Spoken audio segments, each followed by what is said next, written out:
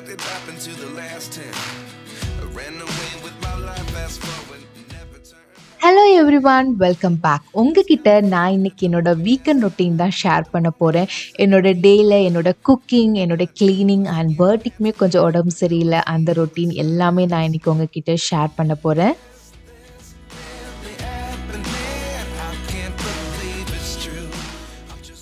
Weekend morning வந்து சாம் cricket விளையாட போயிடுவாங்க. ஸோ அந்த டைம் நான் எந்திரிச்சிட்டு எகெயின் தூங்கிட்டு எகெயின் அவங்க வந்ததுக்கப்புறம் தான் எந்திரிச்சிருவேன். அண்ட் ஃபர்ஸ்ட் திங் இந்த மார்னிங் டீ தான், வேறு எதுவுமே என்னால் யோசிக்கவே முடியாது. அண்ட் நைட் எனக்கு ப்ராப்பராகவே ஸ்லீப் இல்லை, பிகாஸ் பர்த்டேக்கு வந்து கோல்டு இருந்துச்சு, நோஸ் பிளாக்கேஜ் இருந்துகிட்டே இருந்துச்சு. ஸோ ஒரு ப்ராப்பர் ஸ்லீப் இல்லாமல் தான் இருந்துச்சு. Life lessons come one in a dozen. The other 11 get something from nothing. I sit here looking for an answer. Morning breakfast வந்து பூரி அண்ட் பொட்டேட்டோ கறி தான் பண்ணியிருந்தேன். யூஸ்வலாக இது சடன் பிளான் ஆக்சுவலி, ஏன்னா அவளுக்கு கோல்டு வந்து ஒரு 1 வீக்காகவே இருந்துகிட்டு இருந்தது. எங்களோட பிரேக்ஃபாஸ்ட் வந்து ரொம்ப சிம்பிள், என்றைக்குமே பிரெட், மோஸ்ட்டாக பிரெட் இல்லைனா தோசை இந்த மாதிரி தான் போயிட்டே இருந்துச்சு. ஸோ எனக்குமே இன்றைக்கி கொஞ்சம் நல்லா ஸ்பெஷலாக ஸ்டார்ட் பண்ணலாம் அப்படின்னு தோணுச்சு. ஸோ அதனால தான் நான் இன்றைக்கி பூரி பிளான் பண்ணியிருந்தேன். எனக்குமே கொஞ்சம் ஸ்பெஷலாக நம்ம சாப்பிட்டு ஆரம்பித்தா அந்த டே வந்து ரொம்ப ஹாப்பியாக ஸ்பெஷலாக போகும் அப்படின்னு தோணுச்சு. பர்த்டே வந்து 1 வீக்காகவே வந்து கஞ்சி தான் குடிச்சிட்டு இருந்தா. ஸோ இன்றைக்கி கொஞ்சம் ஸ்பெஷலாக சாப்பிடுவா அப்படின்னு நினச்சேன். பட் அவள் சுத்தமாக ஸ்கிப் பண்ணிட்டா.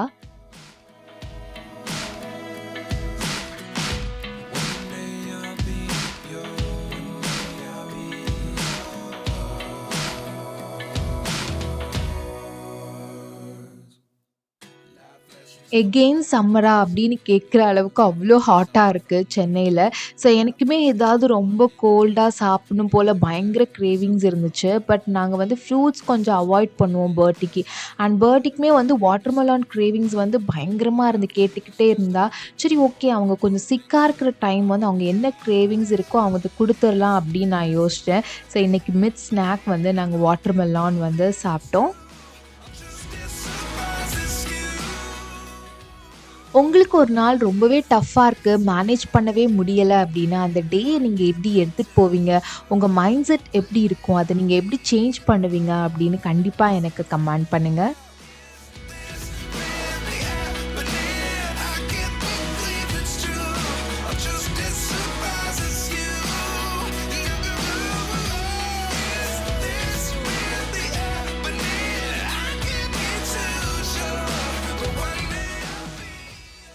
ஒரு நாள் வந்து நம்ம எந்த வேலையுமே பண்ணாமல் ஜஸ்ட் ஃபுட் ஆர்டர் பண்ணி உட்காந்துட்டு மூவி பார்த்துட்டு அப்படியே ஜாலியாக என்ஜாய் பண்ணணும் அப்படின்னு நான் நினப்பேன்.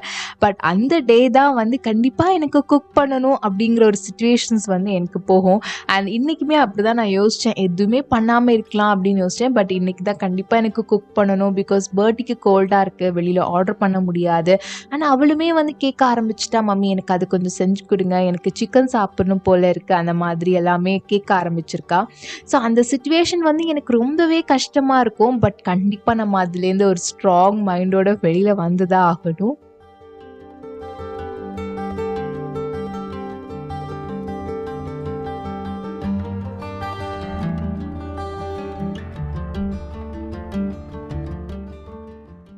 லன்ச் மெனு வந்து ghee rice, beef roast and beans fry. Birthday வந்து எங்கிட்ட சிக்கன் தான் கேட்டுட்டு இருந்தா. பட் பீஃப் ரோஸ்ட்டுமே வந்து அவளுக்கு one of the favourite. So அதனால அது கொஞ்சம் ஹெல்த்தியர் ஆப்ஷனான நான் சூஸ் பண்ணேன். அண்ட் பீஃப் ரோஸ்ட் வந்து நான் ஆல்ரெடி நிறைய என்னோட சேனலில் நான் நிறைய ஷேர் பண்ணியிருக்கேன், டிஃப்ரெண்ட் மெத்தடில் பீஃப் ரோஸ்ட் எப்படி பண்ணுறதுன்னு. பட் இன்றைக்குமே நான் உங்ககிட்ட நான் ஷேர் பண்ணுறேன். அண்ட் பீன்ஸுமே வந்து லெஸ் ஆயிலில் நம்ம பீன்ஸ் எவ்வளோ எம்மியாக ஃப்ரை பண்ணி எடுக்கலாம் அப்படின்னு நான் இன்றைக்கி உங்களுக்கு ஷேர் பண்ணுறேன். பீஃப் ரோஸ்ட்டுக்கு வந்து பீஃபை வந்து நம்ம 15 மினிட்ஸ் நல்லா குக் பண்ண வைக்கணும். அதில் ஜிஞ்சர் கார்லிக் பேஸ்ட், மஞ்சத்தூள், கரம் மசாலா, சால்ட், தேவையான அளவு வாட்டர் போட்டு நல்லா குக் பண்ணணும். நீங்கள் வந்து குக் பண்ணதுக்கு அப்புறமா வந்து வாட்டர் இருக்கக்கூடாது, நல்லா ட்ரையாக இருக்கணும். இன்கேஸ் உங்களுக்கு வாட்டர் இருந்துச்சுன்னா அதை நல்லா ட்ரை பண்ணிக்கோங்க. அப்புறமா ஒரு பேனில் வந்து கோகோனட் ஆயிலில் வந்து நம்ம வந்து பெருஞ்சீரகம் ஆட் பண்ணணும். கண்டிப்பாக பெருஞ்சீரகம் வந்து ஸ்கிப் பண்ணவே கூடாது. அதில் எவ்வளோ உங்களுக்கு தேவையோ அவ்வளோ கறி லீஃப் ஆட் பண்ணிவிட்டு இந்த பீஃபை போட்டு நல்லா ஸ்டர் பண்ணிவிட்டு பண்ணிகிட்டே இருக்கணும்.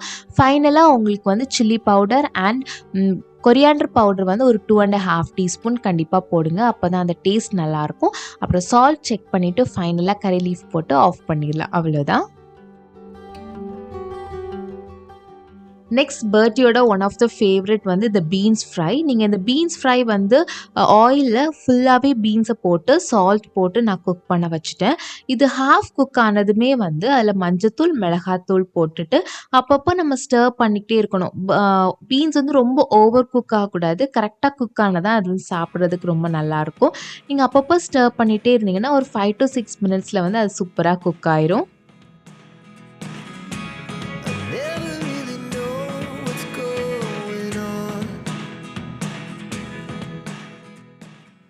ஃபைனலாக வந்து நீங்கள் பீஃப் ரோஸ்ட்க்கு வந்து கோகனட்டை வந்து ஸ்மால் பீசஸாக கட் பண்ணி நீங்கள் அதை ஆயிலில் ஃப்ரை பண்ணி ஆட் பண்ணலாம். அந்த ஃப்ளேவர் அந்த டேஸ்ட் வந்து சூப்பராக இருக்கும். அவ்வளோதான், எங்களோட லஞ்ச் வந்து சூப்பராக ரெடி ஆயிடுச்சு. சீரியஸாக நான் நினைக்கவே இல்லை இந்த டே இவ்வளோ ஹாப்பியாக கேரி ஃபார்வர்ட் ஆகும்னு. பிகாஸ் அவ்வளோ ஸ்லீப்லெஸ் நைட்ஸாக இருந்து ரொம்ப டயர்டாக இருந்து. But still every thing is possible. ஹாப்பியாக எங்களோட லஞ்ச் வந்து சூப்பராக முடிஞ்சிருச்சு.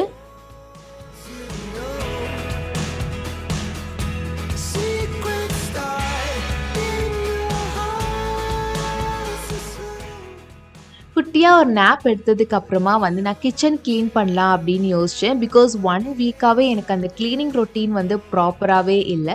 ஸோ அதனால வந்து நான் இன்றைக்கி கிச்சன் க்ளீன் பண்ணணும் அப்படின்னு யோசித்தேன்.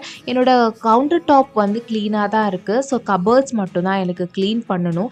1 வீக்காக வந்து அவ்வளோ பிஸியாக ஸ்லீப்லெஸ் நைட்ஸாக ரொம்பவே டஃப்பாக போயிட்டு இருந்துச்சு.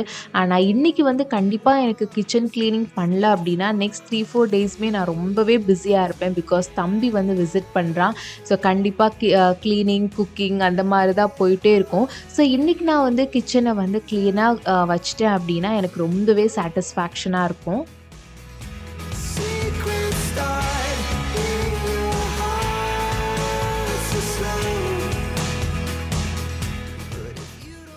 என்னோட கிச்சன் வந்து மாடுலார் கிச்சன் கிடையாது. ஸோ எனக்கு வந்து திங்ஸ் எல்லாமே வந்து ப்ராப்பராக ஆர்கனைஸ் பண்ணுறது கொஞ்சம் கஷ்டமாக இருக்கும். பட் ஸ்டில் நான் 100% ஆர்கனைஸாக நீட்டாக வச்சுருப்பேன். அது எனக்கு ரொம்பவே ஹாப்பியாக இருக்கும். அண்ட் எனக்கு அது ரொம்பவே வந்து ஒரு மோட்டிவேஷனாக வேறு இருக்கும்.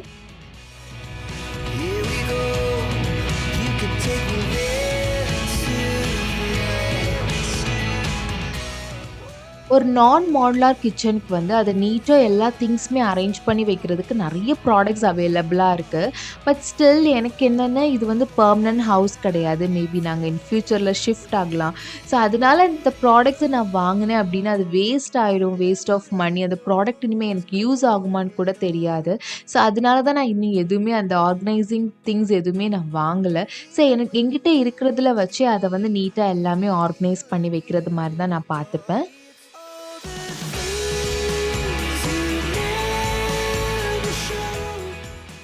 ஸோ சாமும் பர்த்டே எந்திரிக்கிறதுக்கு முன்னாடி என்னோட கிச்சன் க்ளீனிங் வந்து சூப்பராக முடிஞ்சிருச்சு. எனக்கு இப்போ தான் ஒரு பயங்கர சாட்டிஸ்ஃபேக்ஷனாக இருக்குது. ஸோ இனிமேல் வந்து 3-4 டேஸ் வந்து நான் ஹாப்பியாக என்னோட கிச்சனில் வந்து குக் பண்ணலாம்.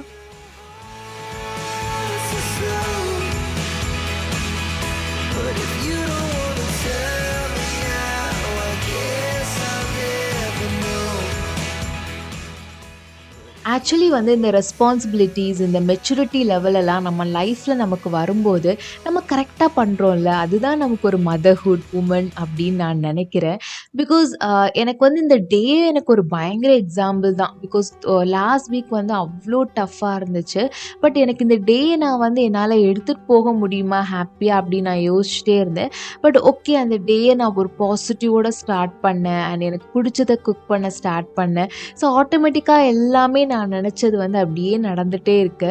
ஸோ அதுதான் நான் யோசிக்கிறேன். நம்ம ஒரு விஷயம் வந்து நம்ம பண்ணணும் அப்படின்னு ஒரு பாசிட்டிவோட பண்ணோம் அப்படின்னா அந்த பாசிட்டிவ் வைப்ஸ் நம்ம சுற்றியே இருக்கும். கண்டிப்பாக அது நடக்கும். இந்த ஒரு விஷயம் இல்லை, நமக்கு பிடிச்ச விஷயம் எதுனாலும் இருக்கலாம். நம்ம அப்படியே ஸ்டார்ட் பண்ணிட்டோன்னா ஃப்ளோவாக அப்படியே ஒரு பாசிட்டிவ் வைப்பில் கண்டிப்பாக அது வந்து நடந்துகிட்டே இருக்கும்.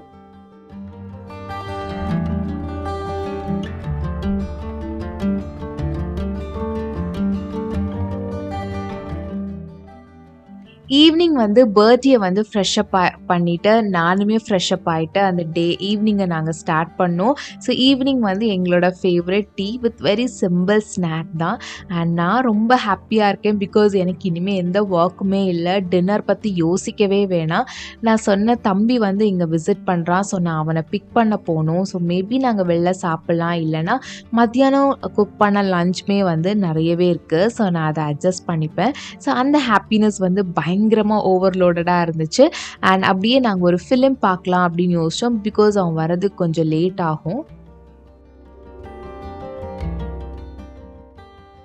நான் வீக்கெண்டில் வந்து நான் கண்டிப்பாக ஒரு மூவி டேட் வந்து நான் செட் பண்ணுவேன். எனக்கு பிடிச்ச மூவி அண்ட் ஃபுட் அந்த மாதிரி நான் பிளான் பண்ணுவேன். நீங்கள் எந்த மாதிரி உங்கள் வீக்கெண்டில் உங்களுக்கு பிடிச்ச விஷயம் என்ன பண்ணுவீங்க அப்படின்னு எனக்கு கமெண்ட் பண்ணுங்கள்.